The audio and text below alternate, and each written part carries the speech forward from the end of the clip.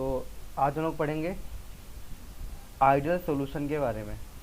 तो ideal solution उस solution को कहते हैं, है ना, जो रॉल्स लॉ को फॉलो करे, है ना, which obey Raoult's law at any concentration at any temperature और प्रेशर। मतलब किसी भी कंडीशन में जो सॉल्यूशन रॉल्स लॉ को फॉलो करता है भाई, वो क्या होता है, आपका आइडियल सॉल्यूशन होता है।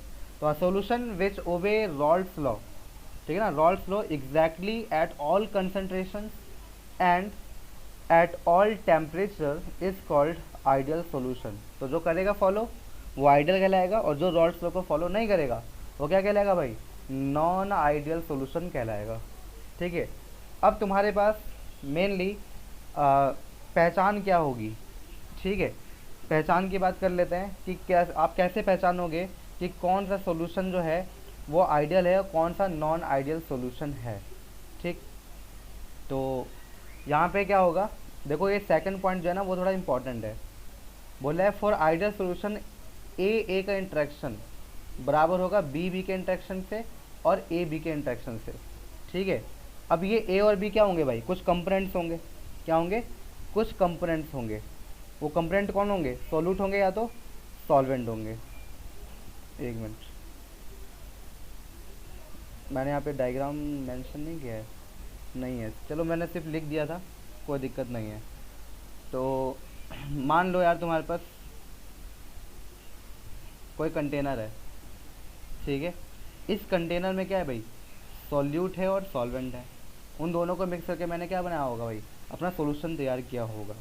ठीक है ना, तो मान लो कि सॉल्यूट को ना मैं ऑरेंज येलो कलर से दिखाता हूँ। ये आपके पास सॉल्यूट है, ठीक है ना। इस सॉल्यूट को मैंने तुम्हारे पास कह दिया है ए, क्या बोल दिया मैंने, ए से दिखाया मैंने। ठीक है, इसके अलावा इसमें सॉल्वेंट होगा, तो सॉल्वेंट को मैं ब्लू कलर से दिखा देता हूँ। ये आपके पास सॉल्वेंट हो गया, तो सॉल्वेंट को मैंने कह दिया है बी। ठीक है, तो यहाँ पे क्या होगा, सॉल्यूट और सॉल्वेंट के बीच में क्या होगा भाई, इंट्रैक्शन होगा। जब सॉल्यूट और सॉल्वेंट के बीच में इंट्रैक्शन होता है तभी तो चीज़ें फॉर्म होती हैं। हाँ भाई, तभी तो चीज़ें फॉर्म होती हैं। बात समझ आ रही है मेरी। तो ए क्या आपके पास सॉल्यूट है और बी क्या आपके पास सॉल्वेंट है। तो ये सॉल्वेंट हो गया और ये आपके पास सॉल्यूट हो गया है।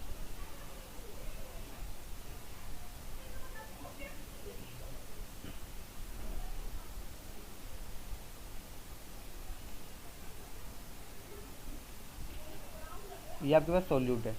तो ए टाइप के जितने भी कंपोनेंट है भाई वो सब क्या है, सॉल्यूट है, और बी टाइप के जो भी कंपोनेंट है वो सब क्या है भाई, सॉल्वेंट है। तो अब देखो यहाँ पे बात क्या लिखी हुई थी, नॉन आइडियल हो गया है, ये रहा आइडियल पे। ठीक है ना, यहाँ पे बात क्या लिखा हुआ है, ए का कंसंट्रेशन। ए का कंसंट्रेशन का मतलब क्या है भाई, सॉल्यूट का कंसंट्रेशन, है ना, सॉल्यूट का कंसंट्रेशन बराबर होगा बी के कंसंट्रेशन में। अब बी किसको माना था हमने भाई, बी किसको माना था, सॉल्वेंट को माना था हम लोगों ने। ठीक है, ये देखो डायग्राम, बी किसको माना है हम लोगों ने, सॉल्वेंट को माना है। तो बी का कंसर्न मतलब सॉल्वेंट के बीच में जो इंटरेक्शन होगा उसकी बात कर रहा हूँ मैं।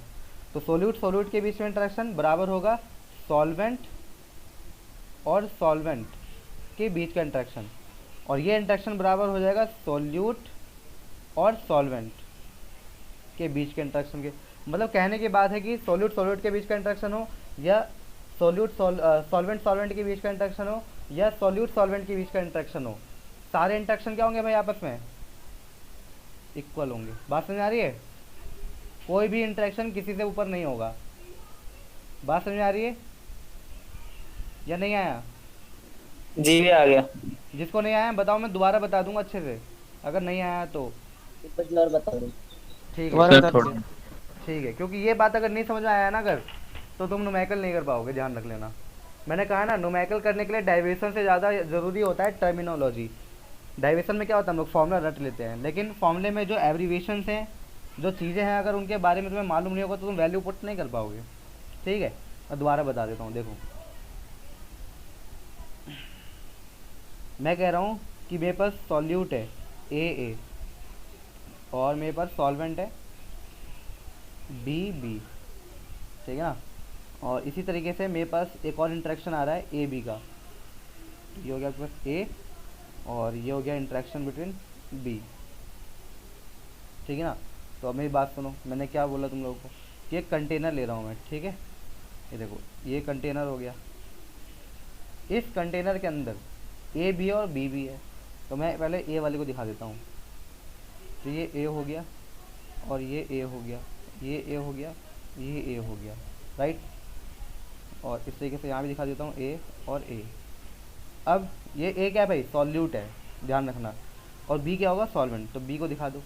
सर यहाँ पे इंटरेक्शन का मतलब क्या है? इंटरेक्शन का मतलब फोर्स, आपस में वो इंटरेक्शन होगा, फोर्स ऑफ इंटरेक्शन लगा रहे होंगे वो, force of interaction, intermolecular force लगा रहे होंगे भाई। इंटरेक्शन का मतलब ये है, ठीक है ना। अब इसके अंदर बी मिक्स है, मतलब बी भी होगा और बी भी होगा, ठीक है ना। बी भी होगा और बी होगा। सॉल्यूट और सॉल्वेंट का मिक्सचर तैयार किया तो मुझे क्या मिल गया भाई, पूरा सॉल्यूशन मिल जाएगा स्पीकर में। तो इसमें दो तरीके की इंटरेक्शन दिखाई दे रही होगी तुम्हें। दो तरीके की इंटरेक्शन कौन सी है, देखो यहाँ पर एक इंटरेक्शन तुमको दिखाई दे रहा होगा ए और ए के बीच में, दिख रहा है, ए और ए के बीच में दिख रहा होगा तुम्हें, ठीक है। एक इंटरेक्शन दिख रहा होगा तुम्हें बी और बी के बीच में, राइट। और एक इंटरेक्शन दिख रहा होगा तुम्हें ए और बी के बीच में। तो अगर इन तीनों का इंटरेक्शन अगर इक्वल होगा, है ना, तो सोल्यूशन क्या कहेगा भाई, क्या कहलाएगा भाई, आइडियल सोल्यूशन कहलाएगा। तो आइडियल सोल्यूशन में ए का इंटरेक्शन बी बी के इंटरेक्शन के बराबर होता है, और ये ए बी इंटरेक्शन के बराबर होता है। बात समझ में आया। अब इन तीनों का इंटरेक्शन क्या होगा भाई, इक्वल होगा। क्या होगा, इक्वल होगा। बात समझ में आ गया।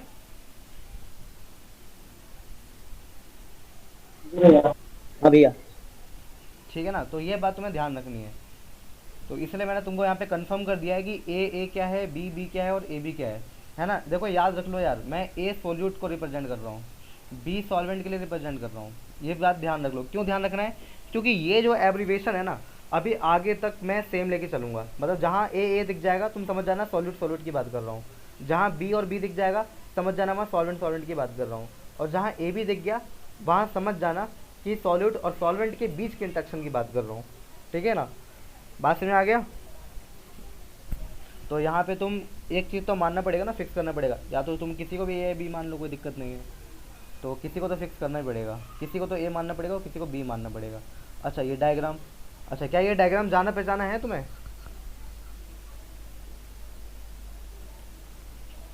पिछले क्लास में पढ़ाया था ये डायग्राम। इस डायग्राम को पढ़ाने की मुझे ज़रूरत नहीं है, ठीक है। इस डायग्राम को भी पढ़ाने की ज़रूरत नहीं है, ये डायग्राम मैं पढ़ा चुका हूँ पिछली क्लास में। रॉल्स लॉ में ये डायग्राम बनाकर दिखाया था मैंने कि मोल फ्रैक्शन अगर जीरो है तो जीरो से अगर मैं वन मतलब बढ़ा रहा हूँ इस डायरेक्शन में, तो इसका वेपर प्रेशर भी क्या होगा भाई, बढ़ जाएगा। ठीक है ना। और बी वाले का मैक्सिमम था, मैक्सिमम से क्या कर रहा हूँ, मिनिमम, मिनिमम कर रहा हूँ तो प्रेशर क्या हो जाएगा, घट जाएगा। तो ये सारी बातें मैंने पिछले क्लास में तुम्हें समझा दिया था, इसमें कुछ भी नया नहीं है। मैंने कहा ना अभी थोड़ी बहुत जल्दी खत्म हो जाएगा क्योंकि ये सब आधे से ज़्यादा पढ़ा चुका हूँ। अच्छा भाई इसका स्क्रीनशॉट ले लेना, ये जो डायग्राम बनाया ना मैंने और चीज़ें बताई हैं, इसका स्क्रीनशॉट ले लेना, नहीं तो फिर कंफ्यूज हो जाओगे तुम ए क्या है और बी क्या है। स्क्रीनशॉट ले लेना, ठीक है, ओके। वैसे मैंने नीचे लिख रखा होगा कहीं ना कहीं थ्योरी में ए और बी क्या है। अब देखो आइडियल सॉल्यूशन में volume change should be zero, मतलब डेल्टा वी ऑफ मिक्सचर क्या हो जाएगा भाई, जीरो हो जाएगा, है ना। मतलब डेल्टा वी पे कोई फ़र्क नहीं पड़ेगा। अब जब डेल्टा वी पे फ़र्क नहीं पड़ेगा तो डेल्टा एच पे भी फ़र्क नहीं पड़ेगा। अब डेल्टा एच पे फ़र्क नहीं पड़ रहा है, इसका क्या मतलब है, ना ही तो वो एंडोथर्मिक रिएक्शन शो कर रहा है और ना ही एक्सोथर्मिक कर रहा है। और मैंने तुम्हें कुछ एग्जांपल दिए थे, मैंने बताया था कि ऐसे भी होते हैं जो ना ही नेचर में एंडोथर्मिक होते हैं ना ही एक्सोथर्मिक होते हैं। शायद मैंने H2SO4 समथिंग एग्जाम्पल दे रखा है मैंने तुम्हें, ठीक है ना, जहाँ पे मैंने इफेक्ट ऑफ टेम्परेचर पढ़ाया था, ठीक है। इसके अलावा कोई भी केमिकल चेंज नहीं होगा ए और बी के बीच में, मतलब ए में कोई केमिकल चेंजेस देखने के लिए नहीं मिलेगा और ना ही बी में कोई केमिकल चेंजेस देखने के लिए मिलेगा, ठीक है। अच्छा तो आइडियल सॉल्यूशन क्या होते हैं, जो रॉल्स लॉ को फॉलो करते हैं किसी भी कंसंट्रेशन पे। तो अगर मुझे पार्शियल प्रेशर ऑफ ए चाहिए, है ना भाई, तो इसका फॉर्मूला क्या हो जाएगा, pure vapour pressure of A into में मोल फ्रैक्शन ऑफ ए। इसी तरीके से मुझे कंपोनेंट बी का प्रेशर अगर चाहिए तो उसका फॉर्मूला ये हो जाएगा। बताओ ये फॉर्मूला नया है क्या तुम्हारे लिए? हाँ भाई नया फॉर्मूला है तुम्हारे लिए? नहीं भैया। ठीक है ना। तो सारी पढ़ाई पढ़ी हुई बातें मैंने बता रहा हूँ तुम्हें, ठीक है। नेक्स्ट है ऑब्जर्व्ड वेपर प्रेशर और कैलकुलेटेड वेपर प्रेशर सेम होगा। क्यों सेम होगा? क्योंकि सारे इंटरेक्शन सेम है, तो वेपर प्रेशर भी सेम होगा। भाई वेपर प्रेशर तो जब चेंज होगा ना, जब सॉल्यूट और सॉल्वेंट के बीच में इंटरेक्शन होगा, कुछ चीज़ें चेंज होगी। जब कुछ चेंज हो ही नहीं रहा है तो वेपर प्रेशर क्यों चेंज होगा? वो भी चेंज नहीं होगा। और जब वेपर प्रेशर चेंज नहीं हो रहा है तो भाई बॉइलिंग पॉइंट क्यों चेंज होगा? वो भी नहीं होगा। तो ना ही यहाँ पे बॉइलिंग पॉइंट चेंज होगा और ना ही वेपर प्रेशर चेंज होगा। मतलब ऑब्जर्व वेपर प्रेशर यहाँ पर कैलकुलेटेड वेपर प्रेशर के बराबर होगा, और वहीं पर बॉइलिंग पॉइंट ऑब्जर्व बराबर होगा कैलकुलेटेड बॉइलिंग पॉइंट के। ठीक है, ये बात समझ में आ रहा है? ठीक है ना। ऑब्जर्व का मतलब होता है प्रैक्टिकली बॉइलिंग पॉइंट निकालना, और कैलकुलेटेड का मतलब है फॉर्मूला के द्वारा निकालना। तो दोनों के द्वारा निकालोगे तो बॉइलिंग पॉइंट सेम ही आएगा। अच्छा, इस केस में एंट्रोपी क्या होगी भाई? पॉजिटिव होगी, है ना। ग्रेटर देन जीरो का मतलब क्या है? एंट्रोपी पॉजिटिव होगी। याद आ रहा है तुम्हें delta S, entropy, randomness of molecule, ठीक है ना। हाँ, पढ़ाया था तुम लोग को मैंने, इक्विलिब्रियम में पढ़ाया था। ठीक है, तो यहाँ पे कुछ नया नहीं है। तो एंट्रोपी क्या होगा? पॉजिटिव होगा। और गिब्स एनर्जी क्या होगा भाई? नेगेटिव होगा। अब गिब्स एनर्जी नेगेटिव है, इसका मतलब रिएक्शन कैसा है भाई? स्पॉन्टेनियस है, नॉन स्पॉन्टेनियस है? स्पॉन्टेनियस है, राइट। तो डेल्टा जी अगर नेगेटिव होता है तो स्पॉन्टेनियस, और पॉजिटिव हो गया तो नॉन स्पॉन्टेनियस। ये सब साइन मैंने तुमको याद करवाया था क्लास 11th में, है ना। अगर भूल गए होगे तो सबने थप्पड़ मार लेना अपने मुंह पे, और कुछ इलाज नहीं है इसका। ठीक है, तो यहाँ पे तुम्हें याद रखना है कि delta we zero, delta H zero और बॉइलिंग पॉइंट और वेपर प्रेशर कैलकुलेटेड ऑब्जर्व वो इक्वल होंगे डेल्टा एस पॉजिटिव और डेल्टा जी नेगेटिव। यहीं से एमसीक्यू में क्वेश्चन आता है, यहीं से एमसीक्यू में क्वेश्चन आता है कि किस में क्या पॉजिटिव होता है और किस में क्या नेगेटिव होता है। मैंने ये बात तुम्हें क्लास 11 में पढ़ाई थी कि साइन कन्वेंशन पूछा जाता है, चाहे वो कोई सा भी एग्जाम हो। ये क्या है? हद हो गया।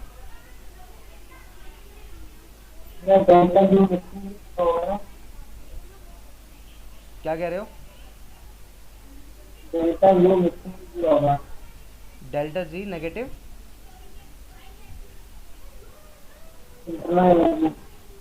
तुम्हारी आवाज़ क्लियर नहीं आ रही। क्या कह रहा है? किसी को सुनाई दे रहा है?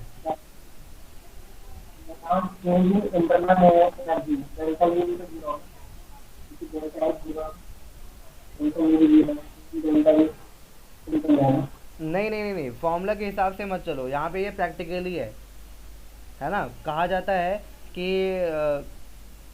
देखो एंट्रोपी और टेम्परेचर का रिलेशन देखोगे तो इन्वर्सली प्रोपोर्शनल है। फॉर्मूला में हमें दिखता है कि जो डेल्टा एस जो है हमारा, पेन काम नहीं कर रहा, फॉर्मूला में दिखता है, ये क्या हो रहा है? ठीक है, डेल्टा एस जो होता है वो इन्वर्सली प्रोपोर्शनल है डेल्टा टी के। फॉर्मूला में ऐसे दिखता है ना हमें, यहाँ पे डेल्टा एच होता है। लेकिन क्या होता है, टेम्परेचर बढ़ाने पे एंट्रोपी घट जानी चाहिए, लेकिन हमारा थ्योरी क्या कहता है कि अगर मैं टेम्परेचर बढ़ाऊंगा तो एंट्रोपी क्या होगा भाई? बढ़ जाएगा। एंट्रोपी क्या होगा? बढ़ जाएगा। तो सब चीज़ फॉर्मूले में नहीं होता, कुछ एक्सेप्शन भी होता है प्रैक्टिकली। समझ में आया है अहमद कुछ मेरी बात? हाँ, तो तुम जैसा सोच रहे हो फॉर्मूला पे रख करके ये हो जाएगा वो हो जाएगा, नहीं, प्रैक्टिकली करोगे तब मालूम पड़ेगा क्या होगा।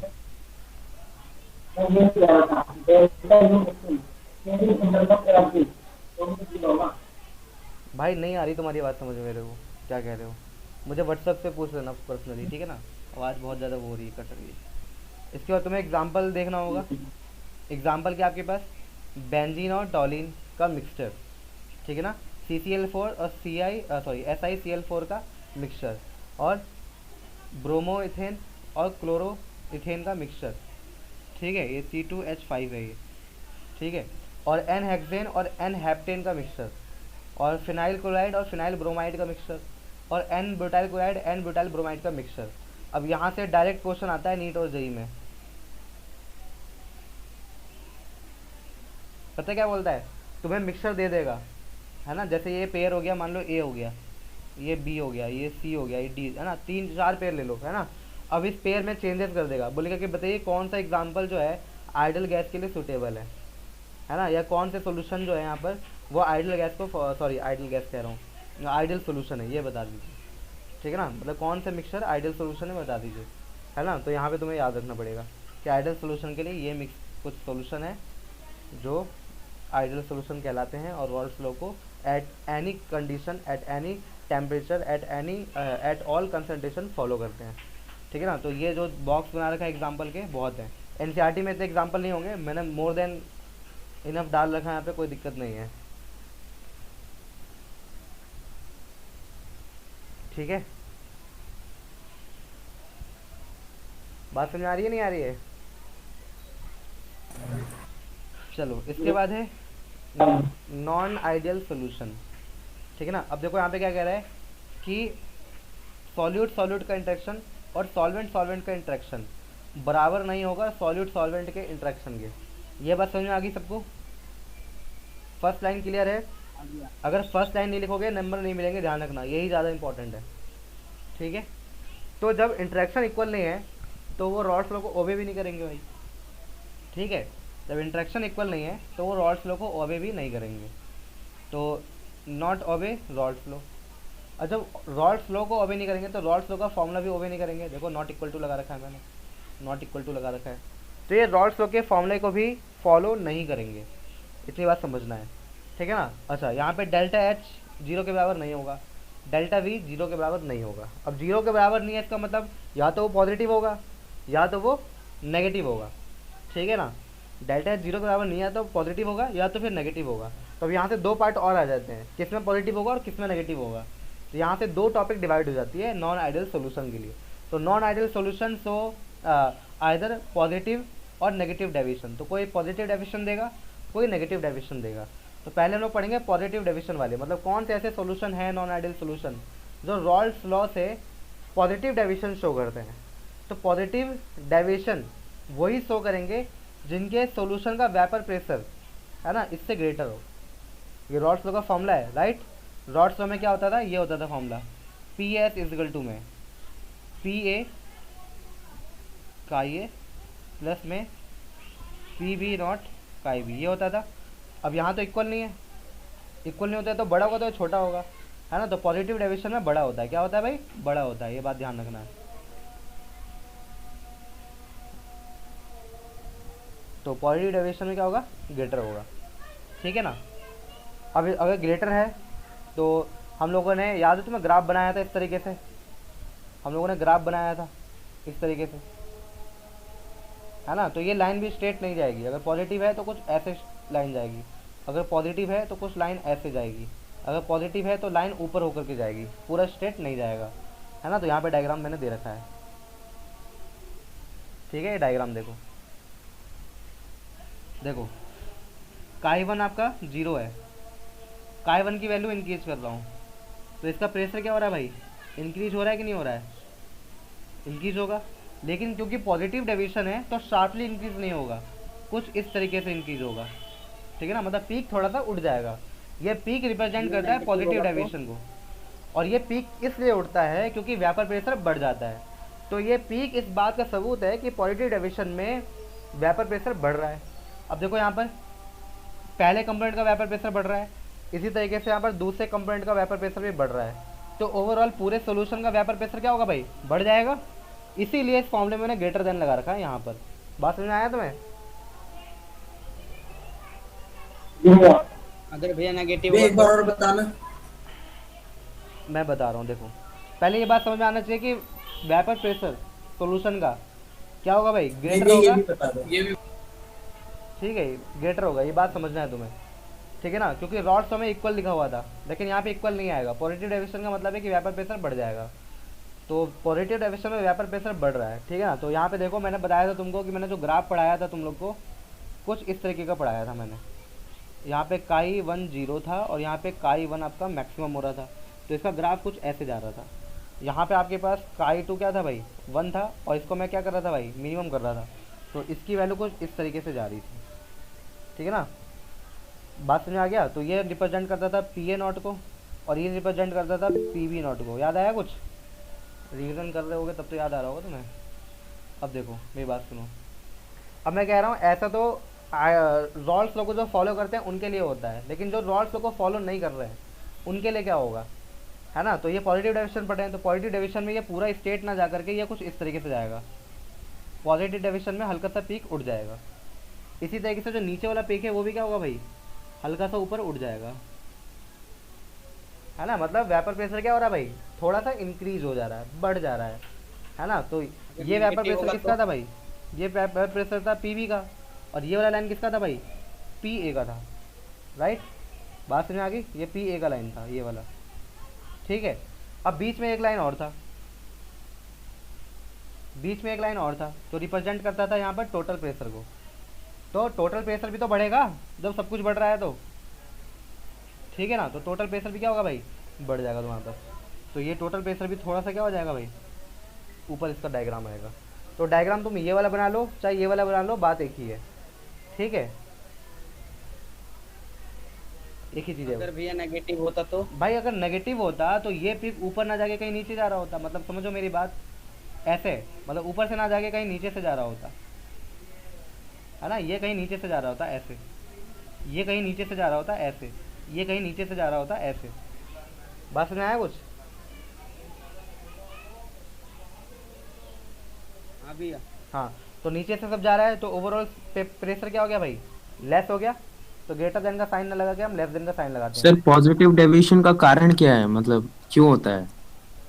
पॉजिटिव डेविएशन का कारण ये है कि इसका जो वॉल्यूम है वो चेंज हो जाता है।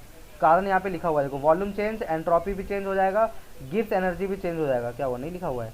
डेल्टा वी और डेल्टा मिक्स सब क्या हो जाते हैं भाई, पॉजिटिव हो जाता है आपका। ये रहा ना, ये देखो, delta V positive, delta H भी पॉजिटिव, डेल्टा एस भी पॉजिटिव, सब कुछ पॉजिटिव हो रहा है, ठीक है ना। और डेल्टा जी तो नेगेटिव रहेगा क्योंकि स्पॉन्टेनियस गाना है, ठीक है ना। तो इसको छोड़ो, ये पॉजिटिव, ये पॉजिटिव, ये पॉजिटिव। तो डेल्टा वी एच पॉजिटिव हो रहा है, डेल्टा वी भी पॉजिटिव हो रहा है और डेल्टा एस भी पॉजिटिव हो रहा है। ये सब चीज़ें वैल्यू पॉजिटिव होने के कारण वेपर प्रेशर क्या हो जाता है भाई, बढ़ जाता है। तो ये 3 पॉइंट रिस्पॉन्सिबल है। बात समझ में आया, वेपर प्रेशर बढ़ाने के लिए,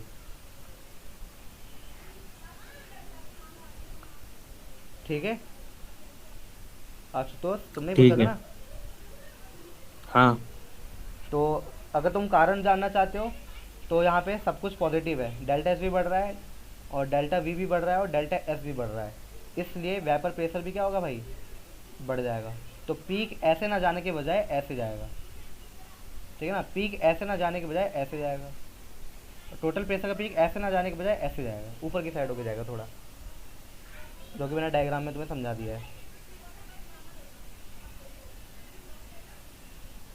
इसमें कुछ ज़्यादा वो है नहीं यार, न्यूमेरिकल वगैरह या डाइवेशन वगैरह, इसलिए मैं तुमको पीडीएफ से ही समझा दे रहा हूँ। ओके, तो ये तुम्हें बात क्लियर होगी वेपर प्रेशर का डायग्राम। सबको क्लियर है? मैं एक बार और पूछ रहा हूँ, ठीक से बताओ, सबको क्लियर है? हाँ भैया। ठीक है ना, 2 से 3 बार मैंने बता दिया इस चीज़ को मैंने अब तक, ठीक है। तो ऐसा डायग्राम बना लो या ऐसे बना लो, कोई दिक्कत नहीं है। पॉजिटिव डायरेक्शन तुम्हें दिखाना होगा बस, ठीक है।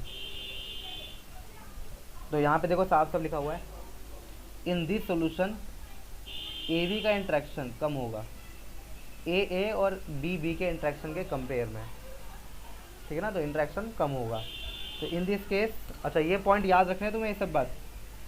वैसे ये सब प्रैक्टिकली करोगे तो तुम्हें देखने के लिए मिलेगा भाई कि इंट्रैक्शन ज़्यादा है या कम है, अभी तो बस एज्यूम करना पड़ेगा। तो ए बी का इंट्रैक्शन कम है, तो ए बी का मतलब क्या है भाई, सॉल्यूट और सॉल्वेंट के बीच में इंट्रैक्शन क्या होगा, कम होगा,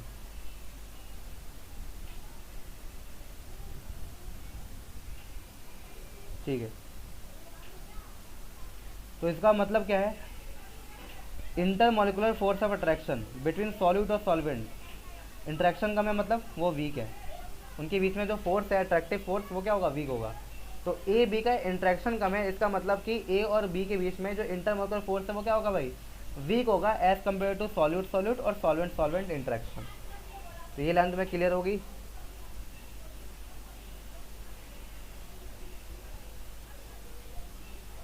बताओ जल्दी, हुआ कि नहीं हुआ? हाँ भैया। ठीक है, कुछ कह रहे हो? ठीक है। तो पॉजिटिव डेविएशन में सब कुछ ग्रेटर होगा, तो पी ए भी ग्रेटर होगा और पी बी भी ग्रेटर होगा। जब ये दोनों ग्रेटर होंगे तो पी एस भी क्या होगा भाई, वो भी ग्रेटर होगा, है ना। टोटल सोल्यूशन का प्रेशर भी ग्रेटर हो जाएगा, तो यहाँ कोई दिक्कत नहीं होनी चाहिए। Total vapour pressure of the solution will be greater, तो टोटल वेपर प्रेशर क्या हो जाएगा भाई, ग्रेटर हो जाएगा then the corresponding vapour pressure in case of an ideal solution of the same composition. तो यहाँ पे जो रिजल्टेंट फॉर्मूला आएगा वो यही आएगा, ये आएगा, और इस फॉर्मूले को मैंने सबसे ऊपर लिख रखा था, है ना, कि जो टोटल प्रेशर आएगा वो क्या आएगा भाई, ग्रेटर आएगा। ठीक है, इसके अलावा ये बात तो मैंने बता दी तुम्हें, डेल्टा एच ऑफ मिक्सचर, है ना, ग्रेटर देन जीरो होगा, मतलब पॉजिटिव होगा, इसका मतलब एंडोथर्मिक रिएक्शन है, हीट एब्जॉर्ब होगा। याद है तुम्हें, डेल्टा एच मैंने एक्सो के लिए बताया था, डेल्टा एच नेगेटिव मैंने एक्सो के लिए बताया था। याद आ रहा है, कुछ नहीं आ रहा, ये बताओ। एंडो के लिए बताया था। ठीक है, जब मैं फॉर्मूला लिखता था, वो रिएक्शन लिखता था N2+3H2 गिव्स 2NH3, तो उस समय मैं डेल्टा एच नेगेटिव लेता था, याद करो, फॉर्मूला डाल के लिखता था मैं। याद आ रहा है तुम्हें इतना कुछ? ठीक है,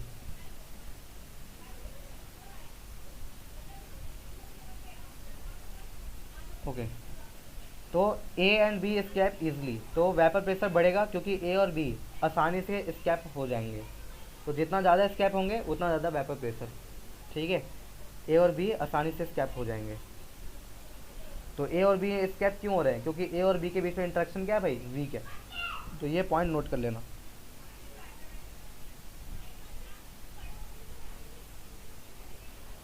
मैं कह रहा हूँ कि ए और बी के बीच में इंटरेक्शन कम है, वीक है। Force between A and be weak है। क्या है? वीक है। तो वीक है तो इनके बीच में काफ़ी स्ट्रॉन्ग बॉन्ड नहीं होगी, इनके बीच में काफ़ी स्ट्रॉन्ग बॉन्ड नहीं होगी, तो ये बॉन्ड इजीली ब्रेक करेगा और ये स्कैप हो जाएंगे, इसलिए हमें वेपर प्रेशर मिल जाएगा। बात समझ आ गया?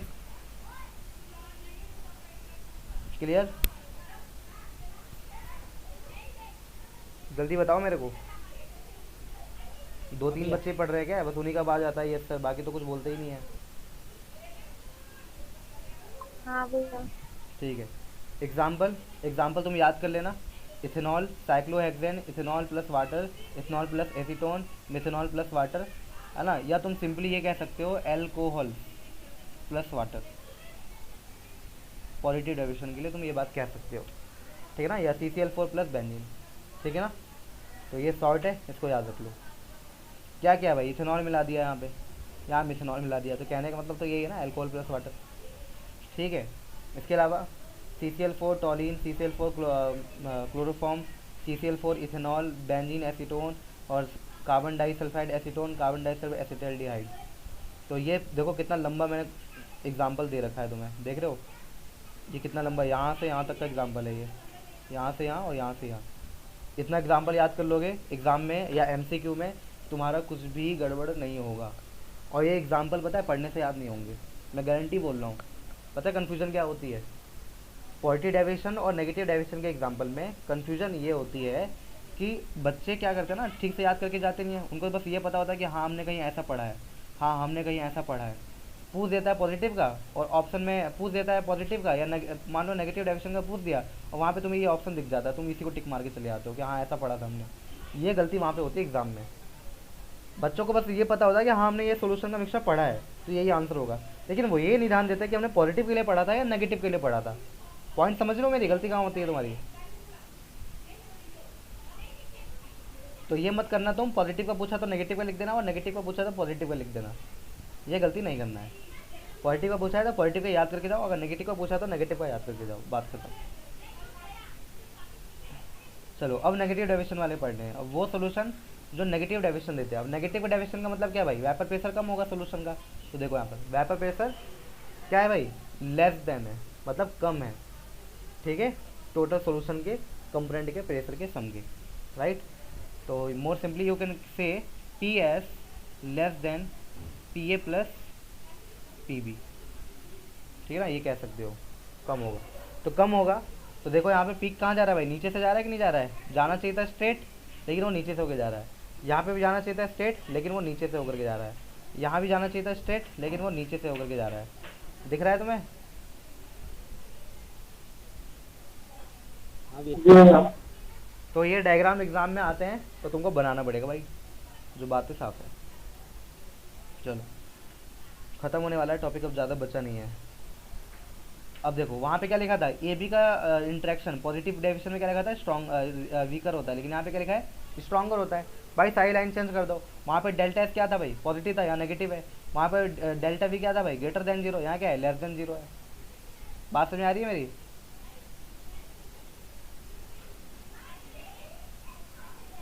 हाँ भैया।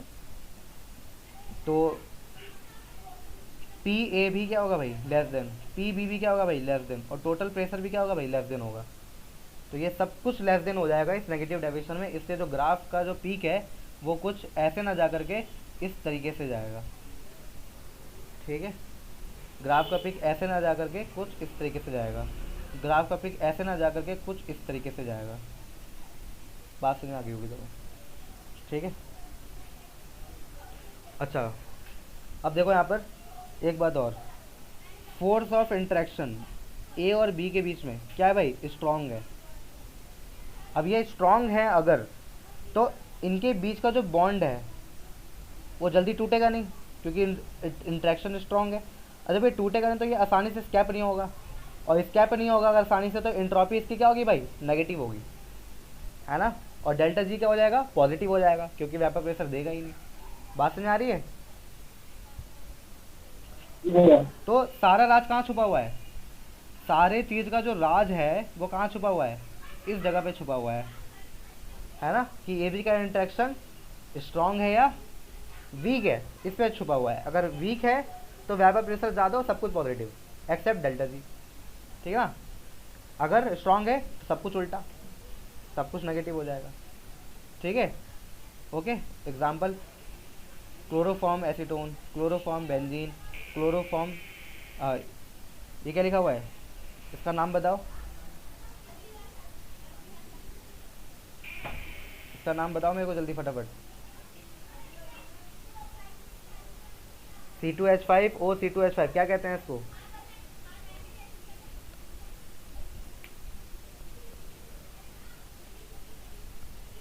हाँ भाई,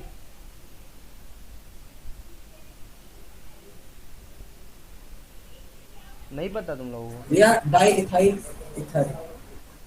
डाई इथाइल इथर? अबे पागल, इथॉक्सी इथेन।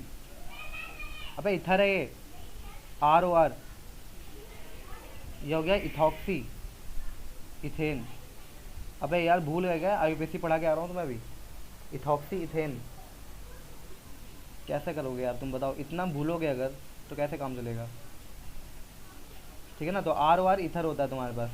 देखो ये देखो, मैं और जूम कर देता हूँ इसको, ये देखो इतना पार्ट क्या हो गया भाई, इथॉक्सी, और ये क्या हो गया, इथेन। ख़त्म, इथॉक्सी इथेन। ओके चलो, थोड़ा याद रखा करो।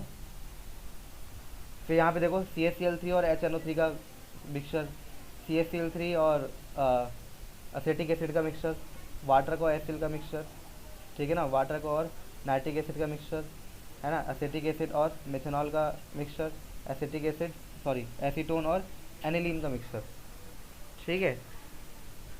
तो ये तुम्हारा ख़त्म हो गया आज। आइडियल सोल्यूशन क्या होता है, नॉन आइडियल सोल्यूशन क्या होता है, कौन से सॉल्यूशन ऐसे हैं जो पॉजिटिव डेविएशन देते हैं, कौन से सॉल्यूशन ऐसे हैं जो नेगेटिव डेविएशन देते हैं from Rawls law, with example with diagram, ठीक है। इसके बाद क्लियर हो गई। हाँ तो भैया। ये आइडियल नॉन आइडियल का जो किस्सा था यही ख़त्म होता है तुम्हारा, ठीक है। आज इतना ही है, ये नया टॉपिक है भाई, एजियोट्रॉपिक मिक्सचर, तो मैं इसको अभी नहीं छोड़ूंगा, ठीक है। बाकी अभी न्यूमेरिकल के लिए थोड़ा बोला था मैंने, तो न्यूमेरिकल करते हैं थोड़ा सा। मैं ये चाह रहा था ना कि न्यूमेरिकल यार तुम पहले खुद ट्राई करके देखो यार, क्या करोगे, खुद से करोगे न्यूमेरिकल? ट्राई करेंगे भैया। चलो फिर ठीक है, वीडियो का लिंक भेज रहा हूँ, वीडियो का लिंक भेज रहा हूँ, उसको तुम देख लेना। और क्वेश्चन नंबर जो है ना मैं अभी थोड़ी देर में डाल देता हूँ ग्रुप में, उसको सॉल्व करके कल तक मुझे भेज देना सब लोग।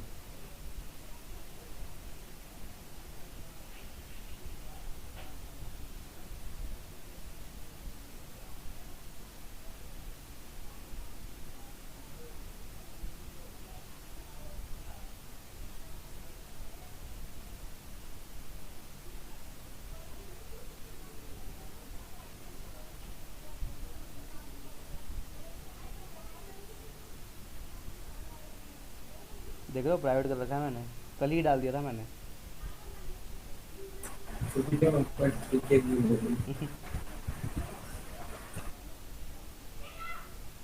सब लोग अपना नाम वहीं पे कमेंट पे डाल देना, ठीक है, ताकि मुझे पता चल सारा जाए। कमेंट और वैसे भी होमवर्क नहीं आया तो मुझे वैसे ही पता चल जाएगा कौन क्या कर रहा है। और जो क्वेश्चन मैंने वीडियो में कराए हैं वो भी कर लेना है, ठीक है। मैं लिंक डाल दिया हूँ, जाके इसको अभी देख लो। बाकी क्वेश्चन मैं तुमको ग्रुप पे भेज दूंगा, ठीक है भाई। कोई दिक्कत किसी को? नहीं भैया। ठीक है।